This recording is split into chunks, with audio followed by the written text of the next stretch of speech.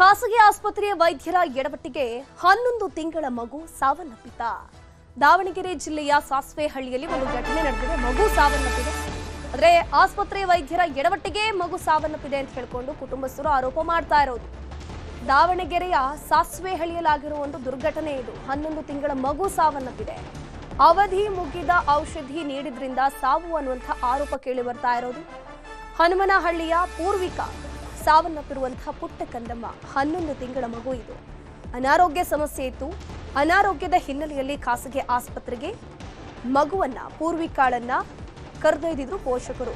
ಈ ವೇಳೆ ಅವಧಿ ಮುಗಿದ ಔಷಧಿ ನೀಡಿದ ಆರೋಪ. ಔಷಧಿಯನ್ನು ಸೇವಿಸಿದ ಮಗು ಆರೋಗ್ಯದಲ್ಲಿ ಏರುಪೇರಾಗುತ್ತೆ. ಯಾವಾಗ ಔಷಧಿ ಕೊಡ್ತಾರೆ ನೋಡಿ, ಔಷಧಿ ಕೊಟ್ಟಾದ್ಮೇಲೆ ಆ ಮಗುವಿನ ಆರೋಗ್ಯದಲ್ಲಿ ಏರುಪೇರಾಗೋದು. ಖಾಸಗಿ ಆಸ್ಪತ್ರೆ ಬಳಿ ಸಂಬಂಧಿಕರು ಜನರು ಜಮಾವಣೆಗೊಂಡು ಆಕ್ರೋಶ ವ್ಯಕ್ತಪಡಿಸ್ತಾ ಇದ್ದಾರೆ. ಅಧಿಕಾರಿಗಳು ಕ್ರಮ ಕೈಗೊಳ್ಳುವಂತೆ ಸ್ಥಳೀಯರು ಕೂಡ ಆಗ್ರಹ ಮಾಡ್ತಾ ಇರೋದು. ಇಲ್ಲಿ ಪೋಷಕರು ನೋಡಿದ್ದಾರೆ, ಅಂದ್ರೆ ಮಗುವಿಗೆ ಔಷಧಿ ಕೊಟ್ಟಿದ್ದಾರೆ. ಔಷಧಿ ಸೇವಿಸಿ ಆದ್ಮೇಲೆ ಮಗುವಿನ ಆರೋಗ್ಯದಲ್ಲಿ ಏರುಪೇರಾಗಿದೆ. ಮಗು ಕೊನೆಯುಸಿರೆಳೆದಿದೆ. ಸೊ ಇದಕ್ಕೆ ಖಾಸಗಿ ಆಸ್ಪತ್ರೆಯವರೇ ಕಾರಣ, ಸಿಬ್ಬಂದಿಗಳೇ ಕಾರಣ, ಡಾಕ್ಟರ್ಗಳ ಎಡವಟ್ಟಿನಿಂದಾನೇ ನನ್ನ ಮಗು ಸಾವನ್ನಪ್ಪಿದೆ ಅಂತ ಹೇಳ್ಕೊಂಡು ಪೋಷಕರು ಕಣ್ಣೀರು ಹಾಕ್ತಾ ಇದ್ರೆ ಆಸ್ಪತ್ರೆ ಬಳಿ ಸಂಬಂಧಿಕರು ಹಾಗೂ ಸ್ಥಳೀಯರು ಜಮಾವಣೆಗೊಂಡು ತಮ್ಮ ಆಕ್ರೋಶ ವ್ಯಕ್ತಪಡಿಸ್ತಾ ಇದ್ದಾರೆ. ಅದ್ರ ಜೊತೆಗೆ ಇದಕ್ಕೆ ಯಾರು ಕಾರಣೀಕರ್ತರಿದ್ದಾರೆ ನೋಡಿ, ಯಾರು ಈ ಮಗುವಿಗೆ ಹೊಣೆ, ಸಾವಿಗೆ ಹೊಣೆ ಯಾರಿದ್ದಾರೆ ನೋಡಿ, ಅವರನ್ನ ಜೈಲಿಗೆ ಕಳಿಸಬೇಕು, ತಕ್ಕ ಶಿಕ್ಷೆಯನ್ನು ಕೊಡಿಸಬೇಕು ಅಂತ ಆಗ್ರಹಿಸ್ತಾ ಇದ್ದಾರೆ. ಇದ್ರ ಬಗ್ಗೆ ಹೆಚ್ಚಿನ ಮಾಹಿತಿ ನೀಡ್ತಾ ಹೋಗ್ತಾರೆ ನಮ್ಮ ಪ್ರತಿನಿಧಿ ಸಂಜಯ್. ದೂರವಾಣಿ ಸಂಪರ್ಕದಲ್ಲಿ ಜಾಯಿನ್ ಆಗಿದ್ರೆ ಸಂಜಯ್, 11 ತಿಂಗಳ ಮಗು ಸಾವನ್ನಪ್ಪಿದೆ. ಪೋಷಕರು ಅವಧಿ ಮುಗಿದ ಔಷಧಿಯನ್ನು ಕೊಟ್ಟಿದ್ದಾರೆ ಅನ್ನುವಂಥ ಆರೋಪ. ಅಲ್ಲಿ ಪ್ರೂಫ್ ಏನೆಲ್ಲ ಇದೆ ಪೋಷಕರ ಬಳಿ? ಧನುಶ್ರೀ, ಏನು ಇದು ಕಳೆದ 2 ದಿನಗಳ ಹಿಂದೆ ನಡೆದಂತ ಘಟನೆ. ಏನು 11 ತಿಂಗಳ ಒಂದು ಬಾಲಕಿಯನ್ನ ಏನು ಚಿಕಿತ್ಸೆಗೆ ಎಂದು ಕರ್ಕೊಂಡು ಹೋಗಿರ್ತಾರೆ. ಯಾಕಂದ್ರೆ ಹುಷಾರಿರಲ್ಲ. ಆ ಸಂದರ್ಭದಲ್ಲಿ ಅಲ್ಲಿರ್ತಕ್ಕಂತಹ ವೈದ್ಯ, ಏನು ಖಾಸಗಿ ಆಸ್ಪತ್ರೆ ವೈದ್ಯ ಏನು ಒಂದು ಎಕ್ಸ್ಪೈರಿ ಆದಂತಹ ಒಂದು ಔಷಧಿಯನ್ನ ಕೊಟ್ಟಿರ್ತಾನೆ. ಅದು ಹಾಕಿ ನೈಟ್ ಹಾಕಿರ್ತಾರೆ ಪಾಪುಗೆ. ಆದ್ರೆ ಬೆಳಿಗ್ಗೆ ಎದ್ದು ನೋಡಿದ್ರೆ ಪಾಪು ಡೆತ್ ಆಗಿರುತ್ತೆ. ಹೀಗಾಗಿ ಸಾಕಷ್ಟು ಗ್ರಾಮಸ್ಥರು ಇರ್ಬೋದು, ಅವ್ರ ಸಂಬಂಧಿಕರು ಇರ್ಬೋದು, ಮಗುವಿನ ಸಂಬಂಧಿಕರು ಎಲ್ಲರೂ ಕೂಡ ಆಸ್ಪತ್ರೆ ಬಳಿ ಜಮಾಯಿಸಿ ಏನು ಒಂದು ತರಾಟೆಯನ್ನ ತೆಗೆದುಕೊಳ್ತಾರೆ ಡಾಕ್ಟ್ರು. ಅದಾದ ಬಳಿಕ ಏನು ಈಗ ಸದ್ಯಕ್ಕೆ ಈ ಪ್ರಕರಣಕ್ಕೆ ಸಂಬಂಧಿಸಿದಂತೆ ಯಾವುದೇ ಪ್ರಕರಣವೂ ಕೂಡ ದಾಖಲಾಗಿಲ್ಲ. ಹಾಗಾಗಿ ಏನು ಮಾತುಕತೆ ಮಾಡಿಕೊಂಡು ರಾಜಿ ಸಂಧಾನವನ್ನ ಮಾಡಿದ್ದಾರೆ ಅಂತ ಹೇಳಿ ಈಗ ಮೇಲ್ನೋಟಕ್ಕೆ ತಿಳಿದು ಬಂದಿರುವಂತದ್ದು. ಯಾಕಂದ್ರೆ ಅಲ್ಲಿ ಸ್ಥಳೀಯರು ಹೇಳ್ತಿರುವಂತದ್ದು.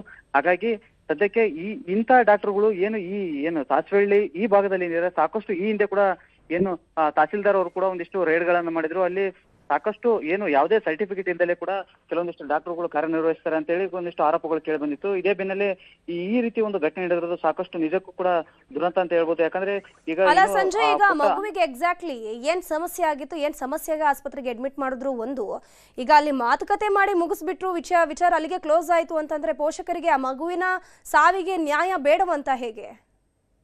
ಅದಕ್ಕೆ ಆ ಮಗುವಿಗೆ ಏನು ಜ್ವರ ಬಂದಿತ್ತು ಅಂತ ಹೇಳಿ ಆ ಡಾಕ್ಟರ್ ಹತ್ರ ತೋರಿಸಿರ್ತಾರೆ. ತೋರಿಸಿದ ಬಳಿಕ ಅದು ಏನು ಅವತ್ತು ಸಂಜೆ ಒಂದು 6 ಗಂಟೆ ಸುಮಾರಿಗೆ ಆ ಮಗುವನ್ನ ಡಾಕ್ಟರ್ ಬಳಿ ಪರೀಕ್ಷೆ ಮಾಡಿಸ್ತಾರೆ. ಅದಾದ ಬಳಿಕ ಏನು ತಿರ್ಗಾ ಬೆಳಿಗ್ಗೆ ಔಷಧಿಯನ್ನ ಅದೆಲ್ಲ ಏನು ಅವರು ಡ್ರಾಪ್ಸ್ ಗಳ ಕೊಟ್ಟಿದ್ರು ಅದೆಲ್ಲ ಹಾಕಿದ್ದಾರೆ.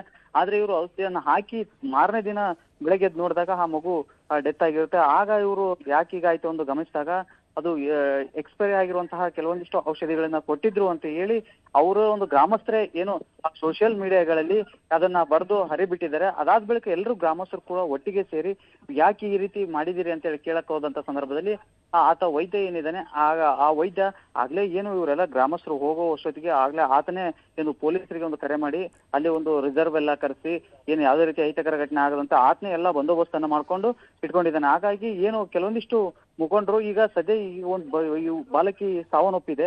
ಆದ್ರೆ ಇಲ್ಲಿ ಒಂದ್ ಕಡೆ ನೋಡಿದ್ರೆ ಇವ್ರು ರಾಜ್ಯ ಪಂಚಾಯತಿ ಮಾಡ್ಕೊಂಡಿದ್ದಾರೆ. ಆದ್ರೆ ಕೆಲವೊಂದಿಷ್ಟು ಗ್ರಾಮಸ್ಥರು ಮಾತ್ರ ಇಷ್ಟು ಆಕ್ರೋಶವನ್ನು ಹೊರಹಾಕ್ತಾರೆ. ಯಾಕಂದ್ರೆ ಈ ರೀತಿ ಮತ್ತೆ ಮುಂದೆ ಯಾವ್ದೋ ಮಕ್ಕಳಿಗೆ ಆಗ್ಬಾರ್ದು ಅನ್ನೋ ದೃಷ್ಟಿಯಿಂದ ಒಂದು ಕಂಪ್ಲೇಂಟ್ ಅಂತರೂ ಕೊಡ್ರಿ ಅಂತ ಹೇಳಿ ಆ ಪೋಷಕರಿಗೆ ಹೇಳ್ತಾರೆ. ಆದ್ರೆ ಇವ್ರು ಯಾವುದೇ ರೀತಿಯ ಕಂಪ್ಲೇಂಟ್ ಅನ್ನು ಕೂಡ ದಾಖಲು ಮಾಡೋದಿಲ್ಲ. ಒಂದು ರಾಜ್ಯ ಪಂಚಾಯತಿ ಸಂಧಾನ ಮಾಡ್ಕೊಂಡು ಈಗ ಸುಮ್ಮನಾಗಿದ್ದಾರೆ ಅಂತ ಹೇಳಿ ಕೇಳಿ ಬಂದಿರುವಂತದ್ದು. ಇನ್ನಾದ್ರೂ ಏನು DHO ಆಗ್ಲಿ, ಈ ತಾಲೂಕು ವೈದ್ಯಾಧಿಕಾರಿಗಳಾಗಿರ್ಬೋದು, ಅವರು ಗಮನ ಹರಿಸಿ ಏನು ಈ ವೈದ್ಯನ ವಿರುದ್ಧ ಒಂದು ಕ್ರಮ ಆಗುತ್ತೆ ಅನ್ನೋದನ್ನ ಕಾದ್ ನೋಡ್ಬೇಕಾಗಿದೆ. ಧನುಶ್ರೀ, ಥ್ಯಾಂಕ್ ಯು ಸಂಜಯ್ ತಮ್ಮೆಲ್ಲ ಮಾಹಿತಿಗಾಗಿ.